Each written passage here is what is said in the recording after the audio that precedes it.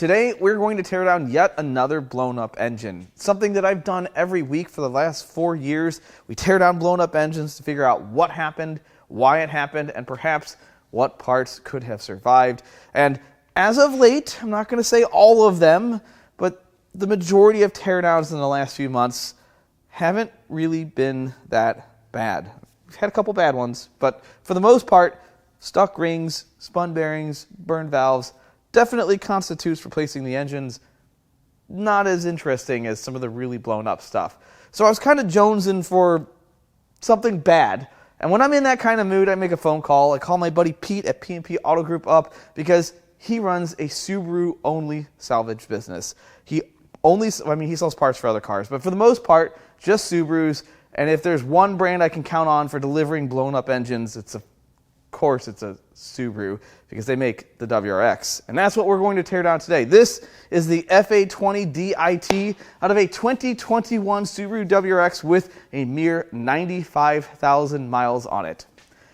Pretty young, but it is a Subaru. For starters, many of you are probably wondering why I'm not tearing down this engine from the comfort of my own house, much as I did last week. Well, last week was more of a trial run. I wanted to see what it would look like, how it would sound, how it would edit, and ultimately what you all thought of the situation and the things I could improve.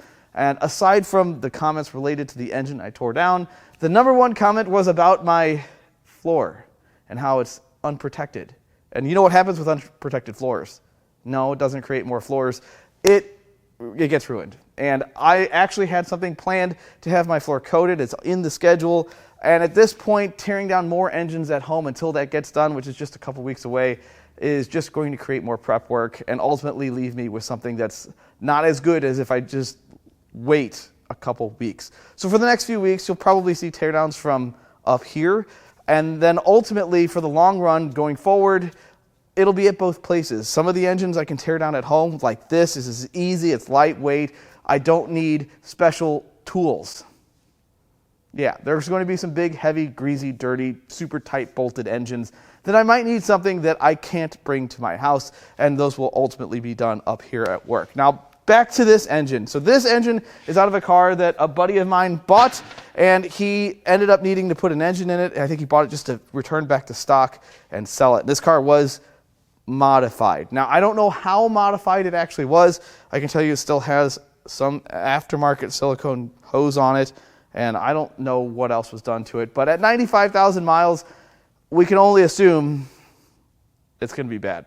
The FA20DIT is a 2-liter direct-injected turbocharged boxer 4-cylinder, and unlike its predecessor, the EJ, this is timing chain driven. When they're stock, they produce 268 horsepower. And I said when they're stock like that because that only pertains to about 4% of the cars out there. I think the WRX is one of the most modified cars out there. A lot of people will think that's Mustangs or Camaros. No, you can find way more stock versions of those cars than you can a WRX. It's actually a chore to find a nice, stock, clean WRX these days. And I know it's not even that old of a car. They're just that common to modify. Is there a correlation between the propensity to modify and how quickly these engines die? Nah. Yep. Now, I don't know about you guys, but the first thing I want to do when I get a blown up engine is see if it turns over. So, got my big bar on it. I'm sure it maybe does. You know, I know what it is. I need to push down on it. Oh, see, it's fine. Oh, it's just,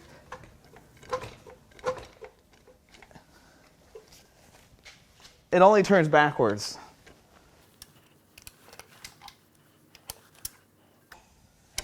Oh, I just felt the inverse of compression. Maybe we fixed it. Ooh, we just fixed it. Think Uncle Rodney's in there? Or is he on vacation? The next first thing I'd like to do is pull the plugs to see what they look like.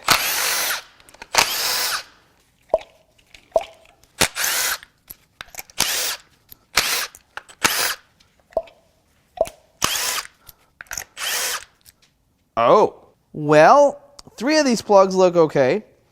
And the not okay one, this one, is very much not okay. It looks like it has been mechanically regapped by the piston or something else, but it came right out, so whatever it was didn't totally destroy the threads on the head. Either way, we're going to have malice in the combustion palace today. All right, now that the plugs are out of it, let's see how it feels. I got my short bar on it. See, it's fine. It was the plugs. The next thing we're going to do is start peeling the upper intake off.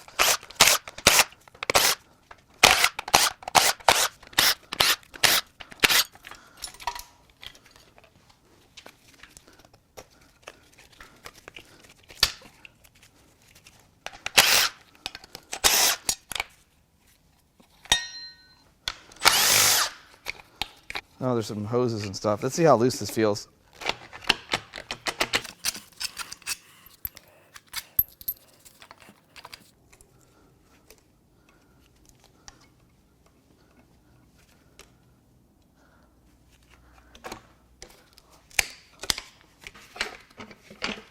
Oh, there's a whole bunch of hoses on a whole bunch of vacuum hose in the front.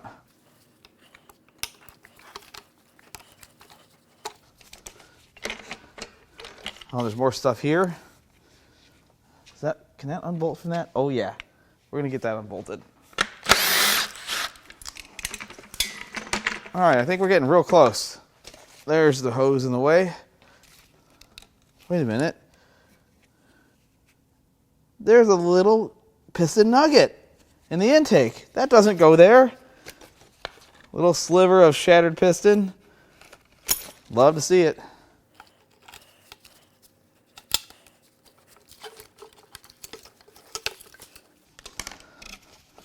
Oh, I see where that came from. So,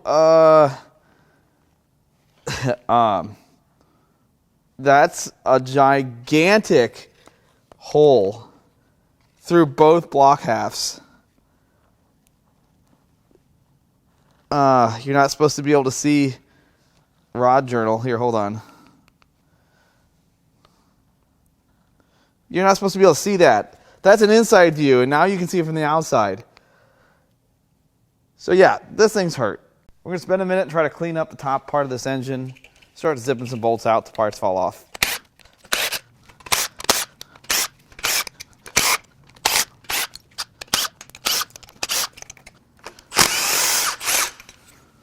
And the EGR is loose. Let's get this sound isolator off. Got another pesky coolant hose.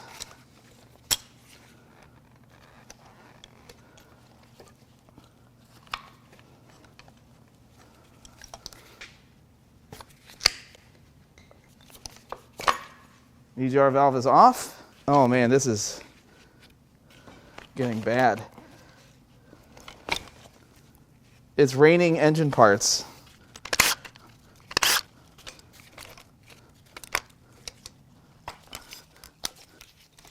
We still got a bunch of harness left. This is fine, everything's fine. Got to disconnect the knock sensors, give these guys a break. You know those things worked overtime. All right, we're gonna get this high pressure fuel line off next that connects both rails. And before we go take the coolant crossover, we've got a couple hoses to get out of the way. Nope, it's just not coming.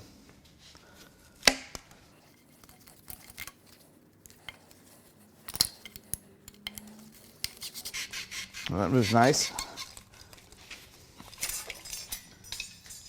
Perfect.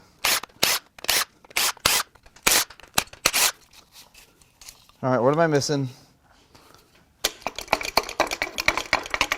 Seems pretty loose to me.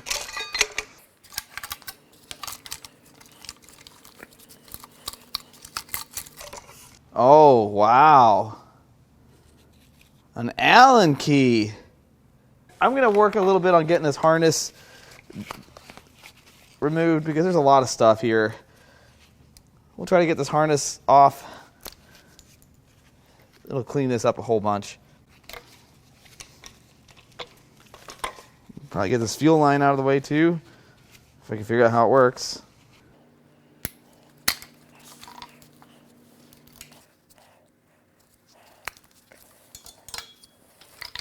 We're kind of getting somewhere.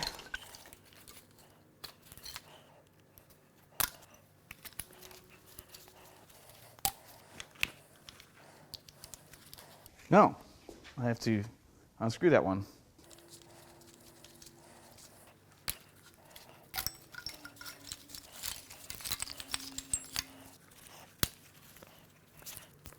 I don't know how this contraption works.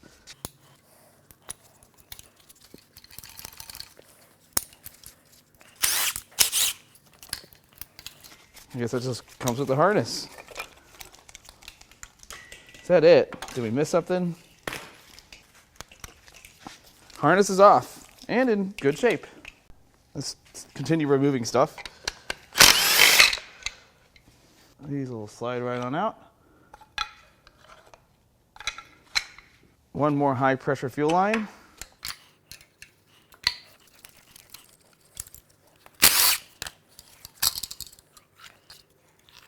While we're here, we'll get the high pressure fuel pump removed. Uh-oh, that went down the intake port. That's going to cause a misfire.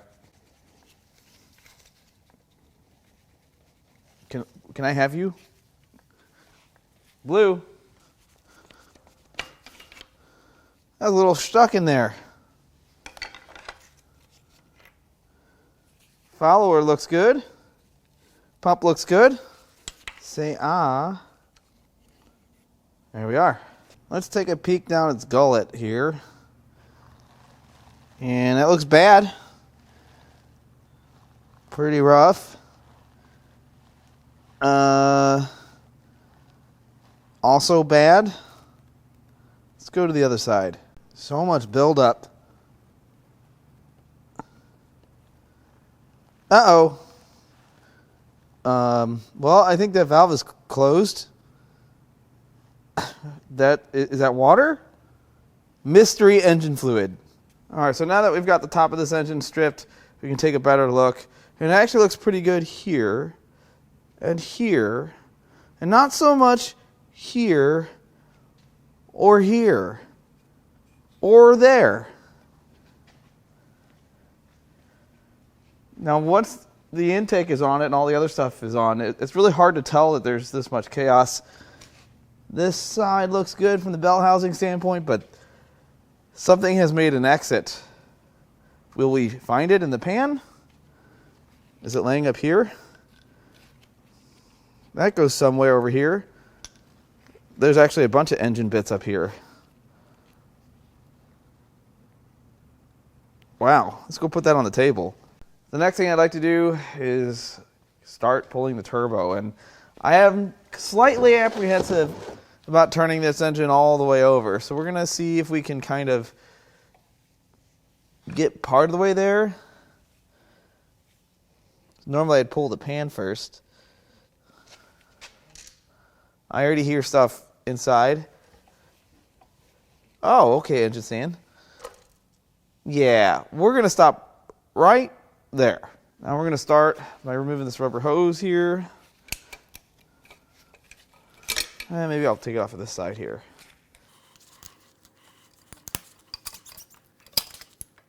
What do you guys think? I was going to cut that? I mean, come on. Who would do that? Next, we're going to remove the lines from this. This is like a scavenge pump. It's cam driven. I know you guys taught me that in the last one of these I tore down.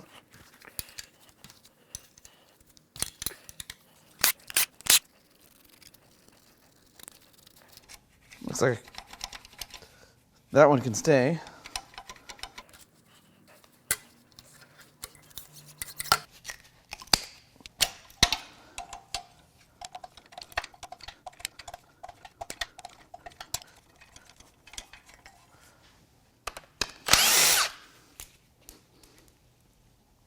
All right, now I need to unbolt this thing. It's got a bunch of hoses and bolts and... Can I unbolt this?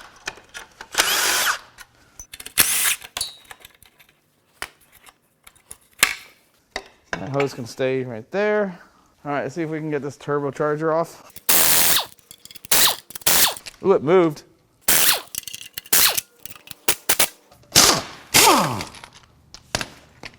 Yes.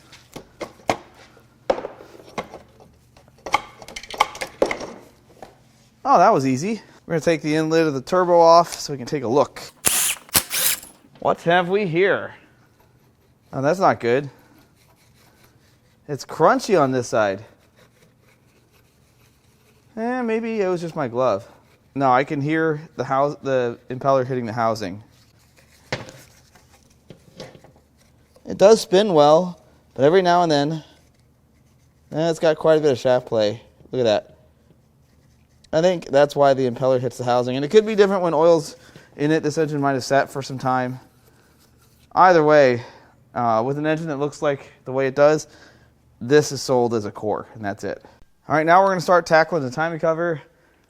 We got a few bolts to take out, some brackets, whatnot. The dipstick tube will probably stay in the cover. This is going to come with. I think I'll get the pulley off the water pump.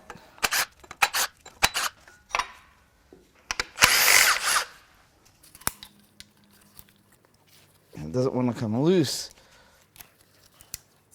I have a feeling it's going to rain a whole bunch of coolant down. Or nothing at all.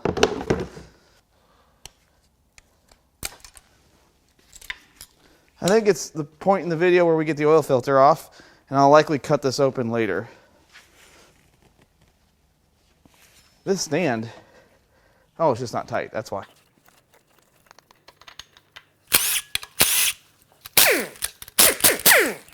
And now the crank pulley.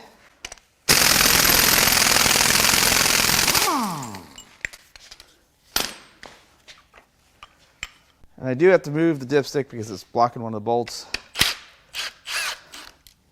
Let's see, can I remove it easy anyway? I can.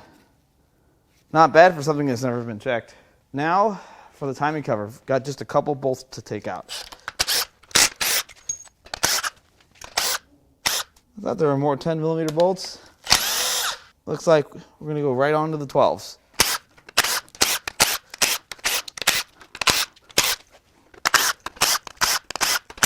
Almost done with this side.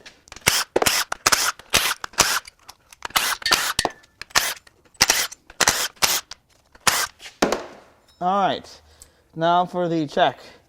How many did I miss? I think I got them all. I definitely don't want to go prying on things if there are still bolts in it. Never done that before. All right, now it's time to try to pry this thing off. Well, there's one more rubber hose. Okay, there are ample places to pry on this thing. Will it help us? So far, no. All right, this side's starting to move.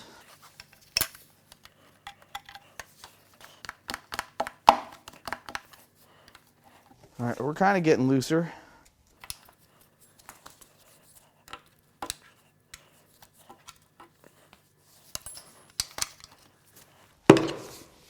Ooh boy, this is glued on there real good. We're gonna give it some light taps. Just, what do you guys think? I was gonna blast this thing out of the shop? Come on now. Well, we're getting there, getting this timing cover off. The whole top is loose. But the bottom in this area, it's very much not. And I've checked at least 1.5 times for missing bolts. But there's a dowel right here, and I would bet that that's where we're stuck. Of course, the area where it's stuck, not a very good place to pry anywhere. Sometimes it's like that.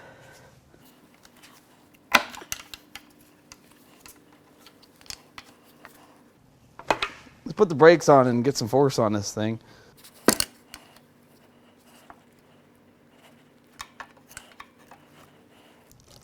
There we go. Progress is my middle name.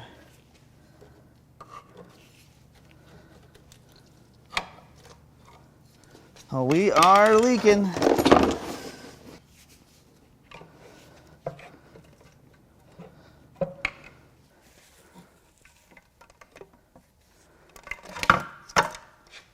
And timing cover is off. So taking a look at the timing system, everything looks really good. I don't see any tensioners that are overextended. There's no signs of forbidden glitter.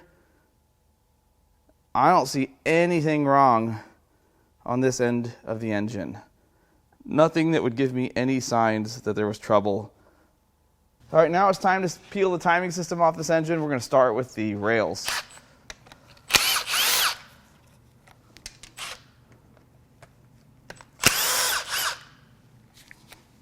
And then now we need to remove the tensioners. I feel like there's a flaw with this. Whoa, that was violent. Good thing I'm protected by a safety shield. That was less violent. Now we can pull these off. Here's one rail.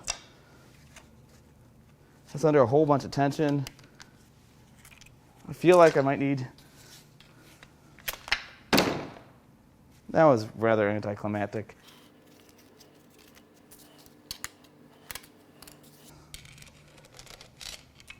There we are.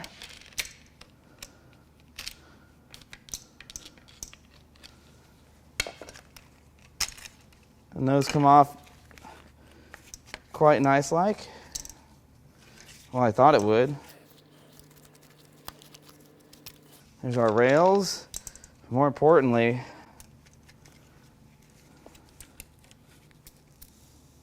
yeah.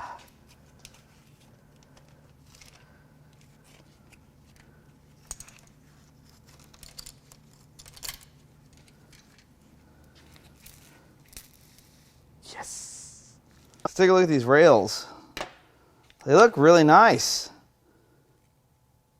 I mean, they're from a 2021, so how bad could they really look? Don't answer that. Yeah, I don't see anything wrong with this.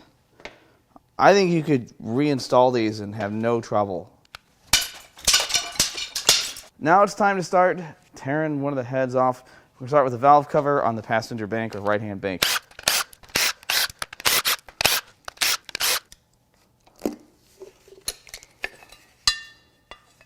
Wow, look how clean this is. It's great. I don't see any issues with the valvetrain. That marker's a little loose, but maybe that's normal actually. Yeah, everything looks good. Let's get this off the back of the head.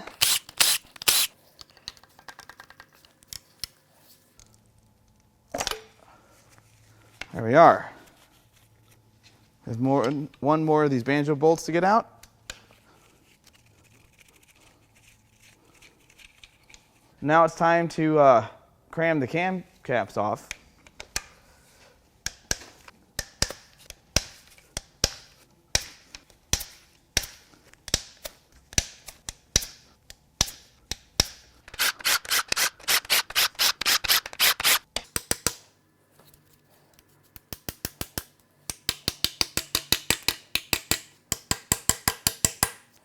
I think we're going to have to get blue to get these caps loose.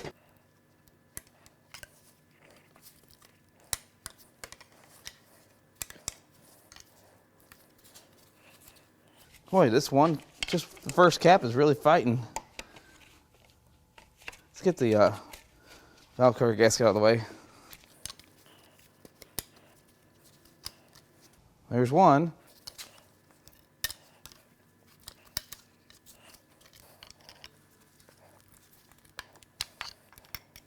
All right, let's see if we can use the cams to get these out.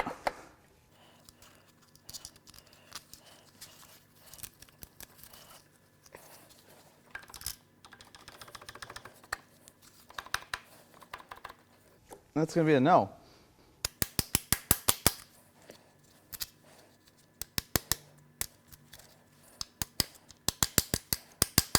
This one's really stuck.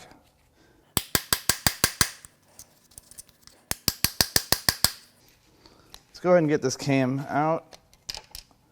Oh, we're losing some rockers. These are pretty stubborn.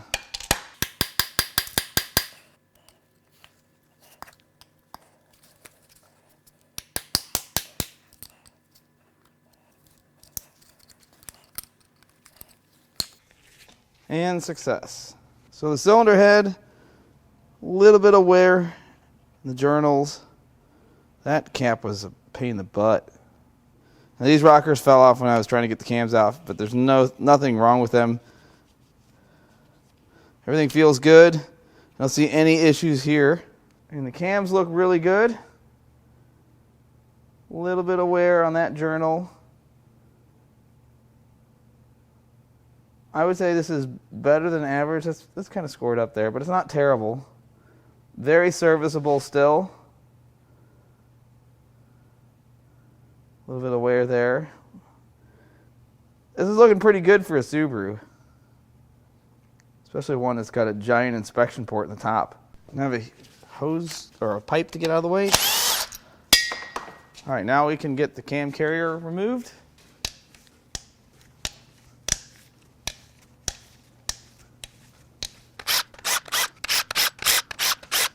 See, is there a place to pry on this?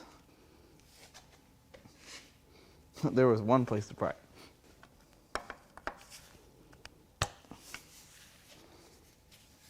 Let's pull the bolts out so they don't go flying. We'll just give it some taps with the hammer.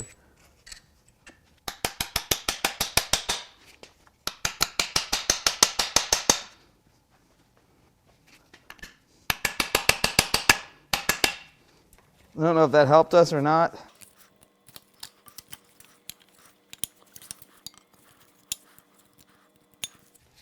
And we're out.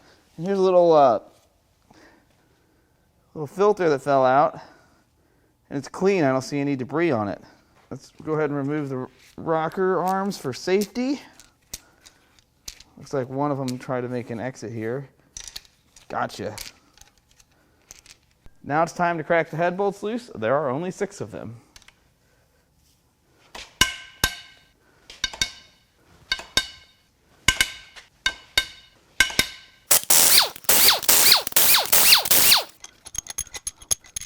And what's behind head number 1?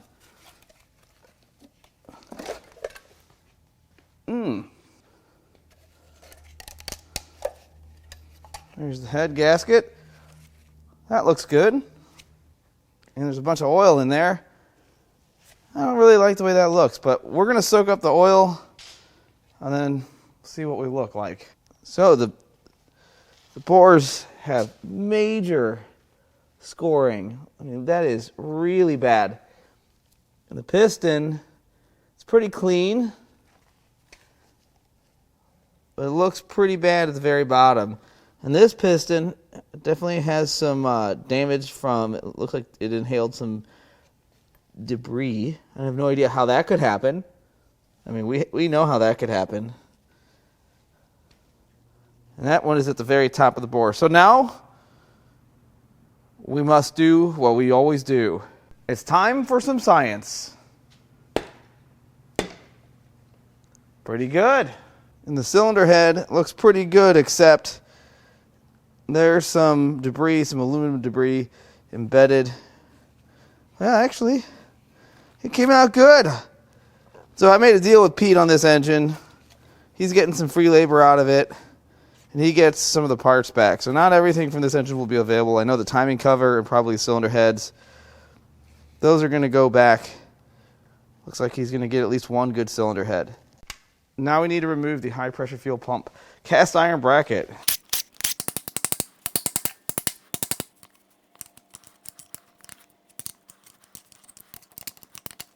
Now we have some tens to remove some of these pipes. Now we'll start on the other side.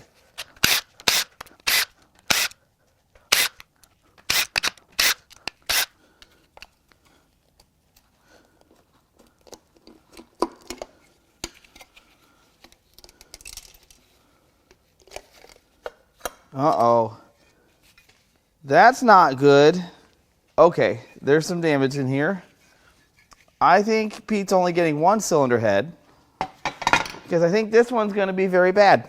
So, right off the bat, we have a couple rockers that have been knocked off. They're off their rocker. Sorry, I couldn't help it. It also looks like one of the lifters has ended itself. And there's the lifter, which is supposed to go right there. Or maybe it's the one from that one, because that one's missing too. So Bad stuff has occurred. I don't know how the lifter is so smashed, but there's also some damage to the cam lobe. I mean, I kind of know how this happened, but not completely. The rest of the cylinder head looks pretty good. It's just right there. Not so good. Bad. Now it's time to cram the cam crams off.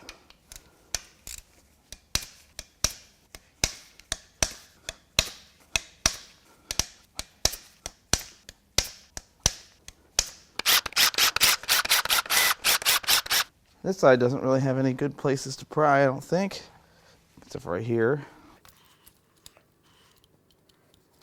Get that gasket out of the way. Sealant. It's very strong. You know what? This isn't going to come out because I need to take that bolt out. How dare I? Why didn't you guys tell me I missed one?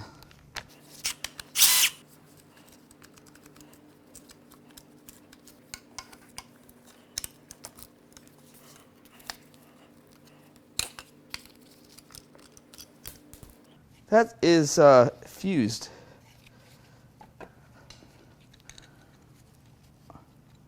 Let's see, we should be able to remove the intake cam.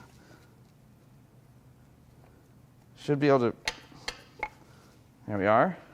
All right, now that exhaust cam, it didn't feel very good. It does not rotate.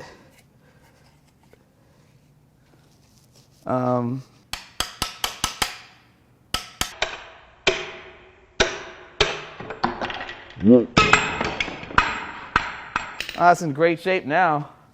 It's fine. 30-second rule. Sheesh, that is gone. All right, well, let's dig the rest of this stuff out. Or try to, anyway.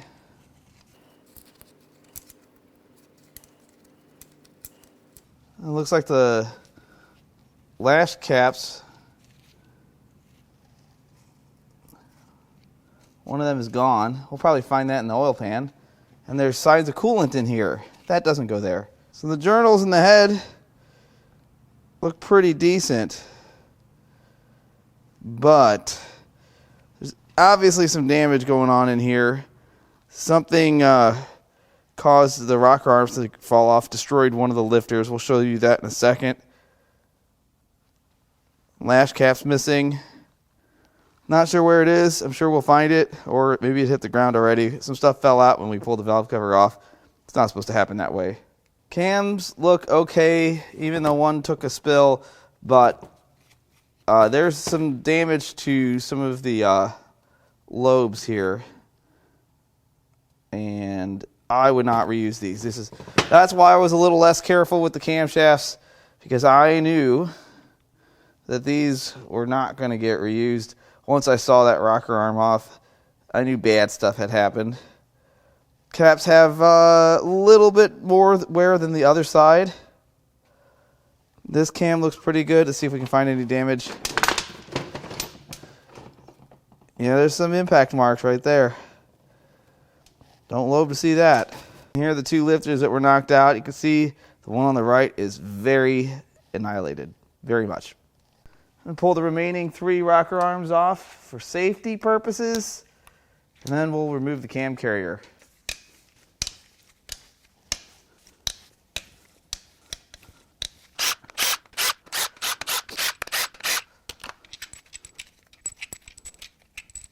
See any good places to pry.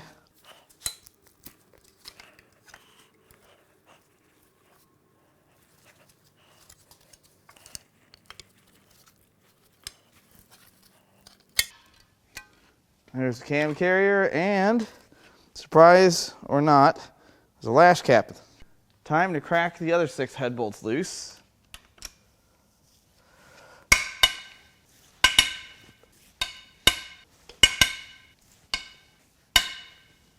That felt weird.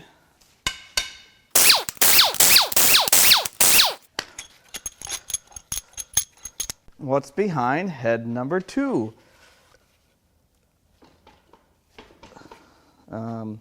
Did I miss something here?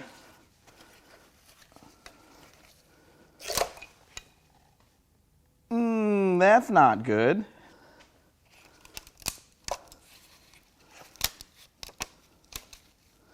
Head gasket, that looks good. Well, that's broken. Got some piston nuggets in the combustion chamber, well, at least on the top of the piston, and then even one in the cooling system. It's just taking a bath there in some Subaru blue. That looks kind of fractured up there. I'm not so sure that that's connected to the rotating assembly anymore. This one looks pretty decent. Let's go look at the cylinder head. That combustion chamber, good. This one, not so much. I'm not saying that you couldn't use this. I'm just saying that you shouldn't use this. Lots of impact marks. Clearly, this was a failure that happened at idle in the drive-thru just on the way home from church Sunday morning.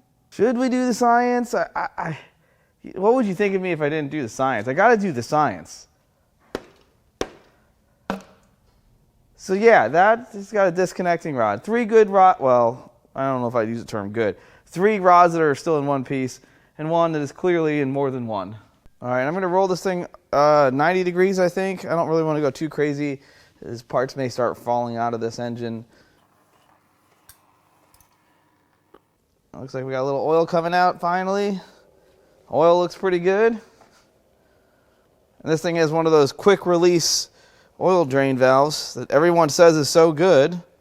That was also on the last blown up engine. Just saying. I think it's time to remove the party platter. I mean the oil pan, because, well, I did not know that was going to happen. But clearly there's some gifts inside. So let's get these bolts zipped out. I'm going to right the engine so that I can knock it loose with it facing the right direction.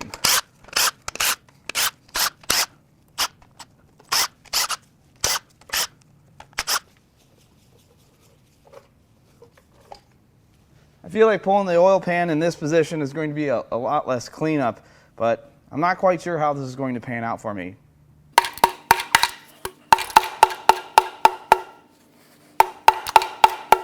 Let's get something better.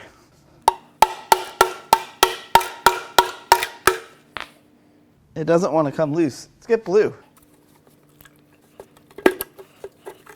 We're getting somewhere now.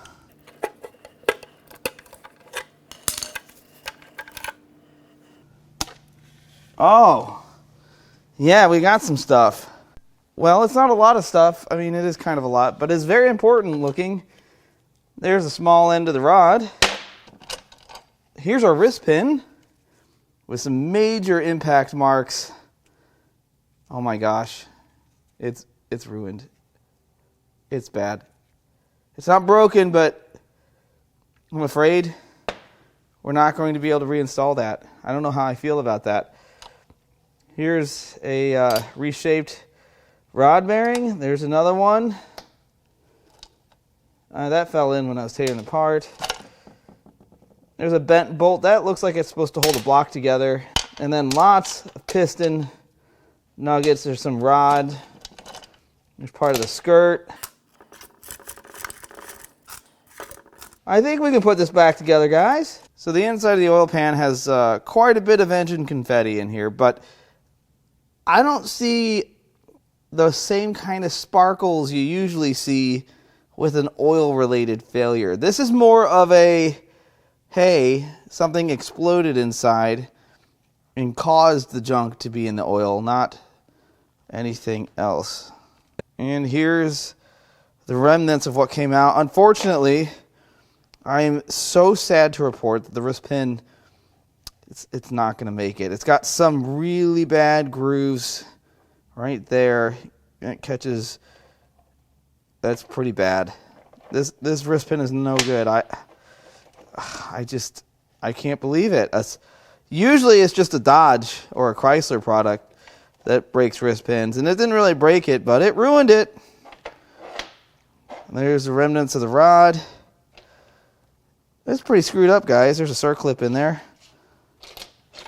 I haven't found the other one, but We will. Now it's time to remove the water pump.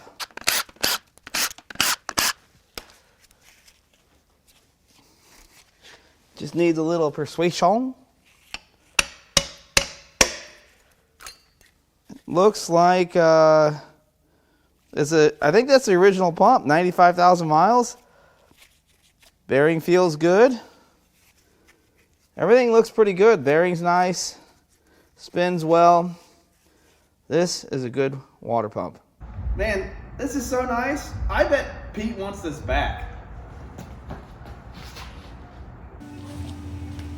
Eric, I can't sell this. What are you doing to me? Chris, can you sell this? Sell this? No, I can't sell this. What I can sell you is high quality Subaru parts. Come with me. We've got 255 B-head turbo motors.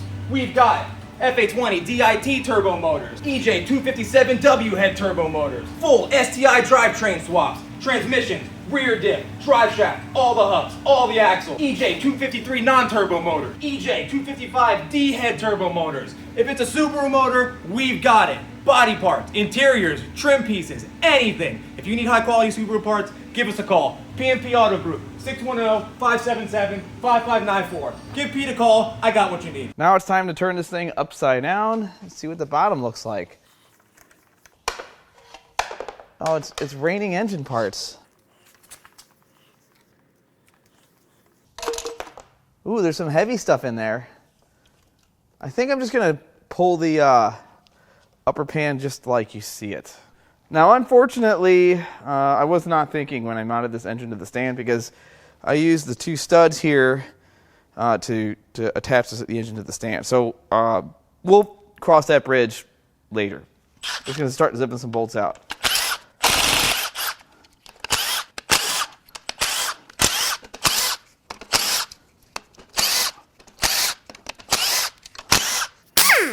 Don't look at it. See, it didn't even flinch. All right, now let's see if we can get blue to somehow get this off. Since I'm really not worried about hurting the block. Okay, so that's separated. We're gonna see if we can't.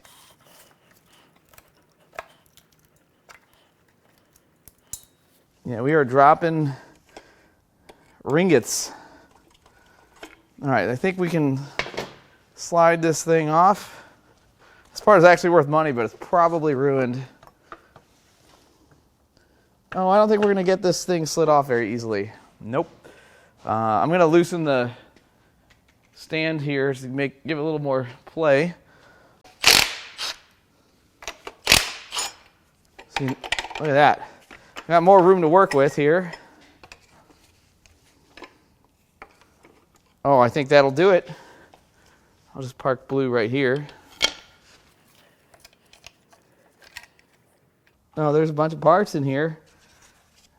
I'm gonna just do this. Oh, we're dropping engine parts.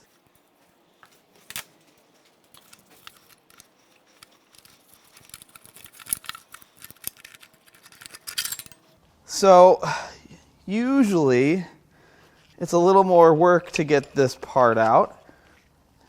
I don't even know what this is. That looks like block to me. And then this is just totally filled with. There's a circlip.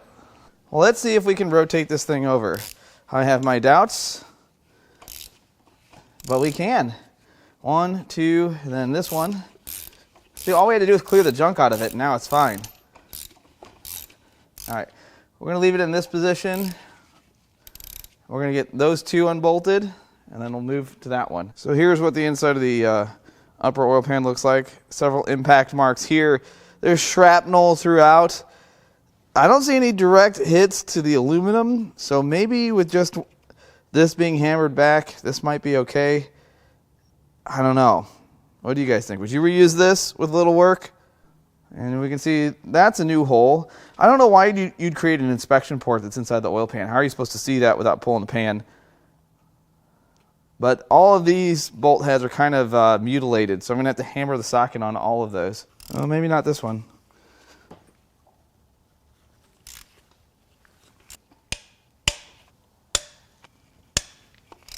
Now, I know I don't like to work back to front, but that's what we're gonna do here. I'm gonna take my chances. Gotten lots of good sleep lately.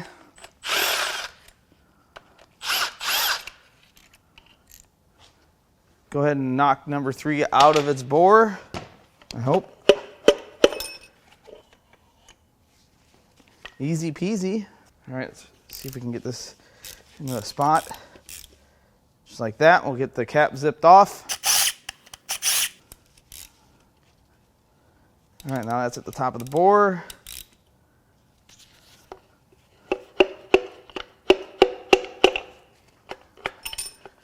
Oh no.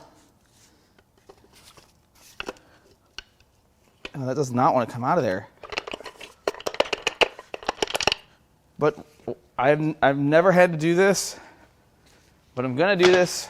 They leave you this little lip to pry the piston out with. Just gotta walk it out. These engineers are pretty smart these days.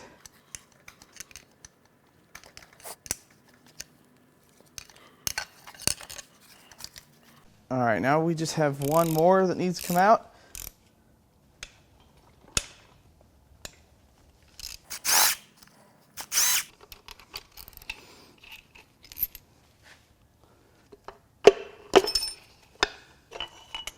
Now it's time to crack the bolts that clamp the 2 block halves together loose. I'm gonna be very careful so we don't mess this up.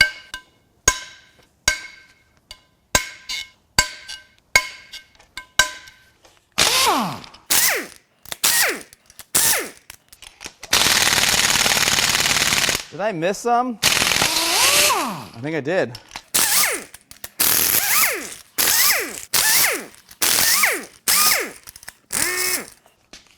All right, I think that's all of them. Now we have some bolts at the top, which I'm gonna do on the bench. Get this unbolted from the stand. Oh, we're dropping rod bearings. Feel like this might go crashing down when I get these bolts out. We'll figure this out. This can't be that heavy. No, it's not. Thank goodness this is a Subaru. I'm not quite sure what it's going to take to get this split, so we're just going to start zipping some bolts out. This one is a little funny. Anybody need some block? I don't think there's anything else. That bolt's broken out. Everything's broken out. I think we're good. Definitely don't want to hurt the block at all.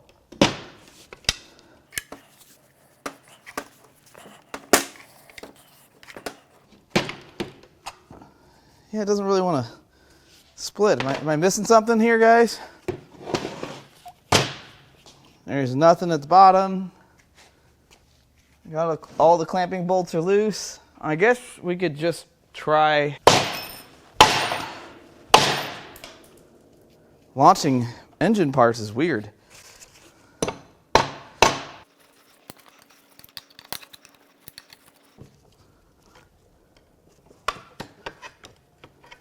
We're making progress here.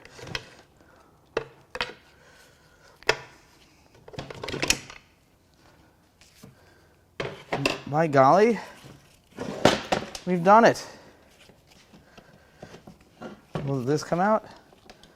Let me get the rear moon seal. Oh yeah. Well, that was. We'll have one remnant of a piston to retrieve.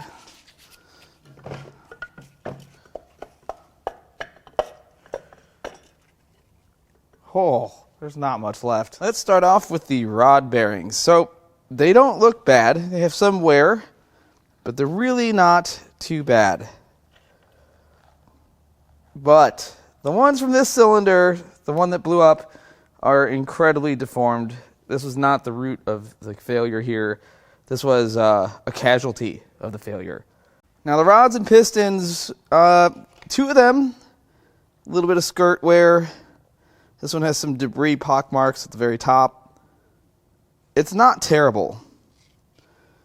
Its neighbor, or I would say across the street, it doesn't look too bad either. I don't see any glaring issues. But Then we get to this one, which has a slight problem. That's terrible. And the bottom of the rod has a few impact marks, at least the bolts do. That would be a cool desk ornament. This one would have been a cool desk ornament, but it blew up. Now what's really crazy about this is, you see how this bolt is still intact? It actually ripped the head off this one, and it ripped the threads out of this. And there's the sliver of the threads right there. I think I've got all the rod here. You can see it's twisted and compressed. It's a shame it's not still in one piece. Look at that.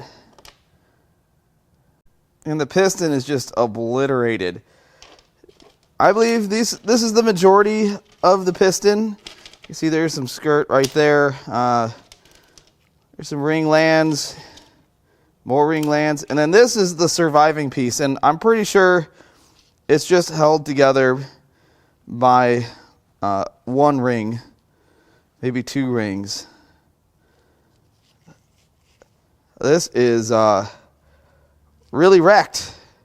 And the crankshaft would have been excellent if it wasn't the grinding hammer that annihilated the counterweights on flailing rod. Now, that doesn't mean the crank is bad.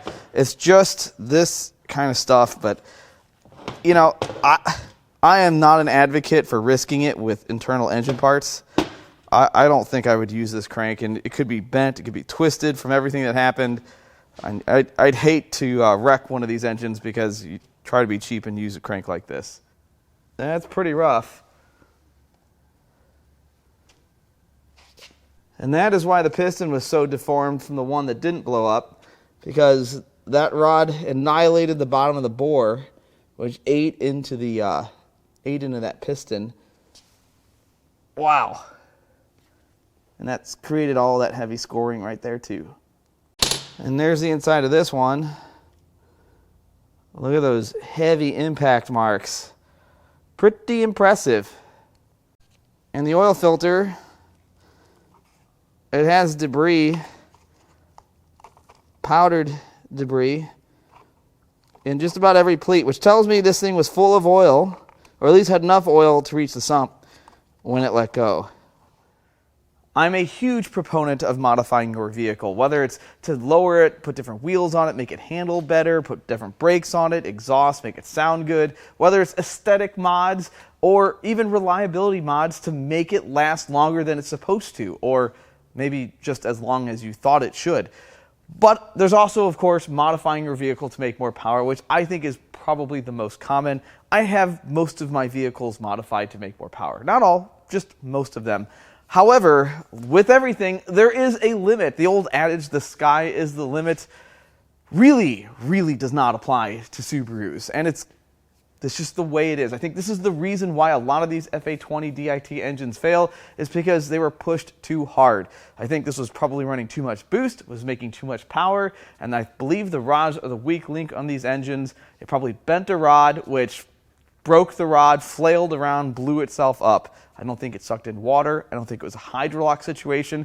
And unlike lots of the Subarus that I've torn down in the past, this wasn't oil related. I think this thing was full of oil. It looked clean. There was no varnish. There wasn't forbidden glitter everywhere. It was just related to a rod annihilating everything in its reach. And it's kind of a shame, because if you wanted to go out and buy an FA20DIT powered WRX, it's tough, because I would really caution you against buying one that has been modified, is modified, or even previously was modified, because you don't know. You don't know if the next time you floor it getting on the highway is going to be the last time that it runs. And the only way to guarantee that is to buy one new, or to know its history. That is my biggest recommendation if you're going to buy one of these cars. Buy one with maintenance history. Buy one from someone that hasn't tagged the limiter every time it's been driven. Needle in a haystack. That's just, most of these cars are modified. Now, again, we owe Pete at PMP Auto Group a huge thank you for supplying this core. I gave him some airtime because I believe he deserves it. He has supplied all but one of the Subaru engines I've torn down on this channel, and something very special in the future that I'm going to give you guys a sneak peek on.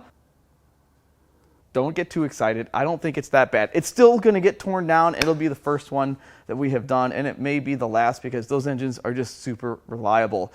Again, thanks Pete, thanks P&P Auto Group for supplying this week's core. If you'd like to buy any parts for Subarus, I'm going to leave his link in the video description. If you'd like to buy parts out of anything I've torn down in the past or out of this rolled over Avalanche that runs and drives great, I'm going to leave our email in the video description. I really hope you enjoyed this video. As always, I love all the comments, all the feedback, and even the criticism. I love it all, and I'll catch you on the next one.